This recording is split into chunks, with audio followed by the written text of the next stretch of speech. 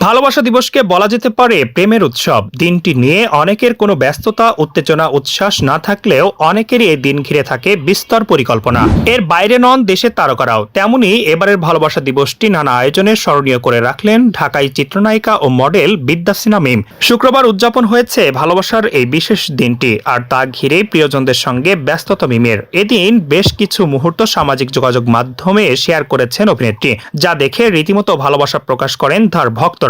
বেশ কয়েকদিন ধরে স্বামী সানি পোদ্দারকে নিয়ে মালদ্বীপ অবস্থান করছেন মিম। সম্ভবত ভালোবাসার এই বিশেষ দিনটিতে খানিক কোয়ালিটি টাইম কাটানোর চেষ্টায় তারকা যুগলের। বলা বাহুল্য, মালদ্বীপের দৃষ্টিনন্দন সৈকত ও সেখানকার মোহিনীত পরিবেশ, চমৎকার কিছু মুহূর্ত উপভোগ করেছেন মিম সনি। ভালোবাসা দিবসে মিম ও সনির যুগলবন্দি ফটোশুট নজর কাড়ে সবার। এদিন অভিনেত্রীর পরনে ছিল লাল টপস, লাল মিলান্বিত রেখে চুলে বাঁধা লাল ফিতা, লো মেকআপ ও আকর্ষণীয় লুকে নিজেকে ধরা দেন অভিনেত্রী।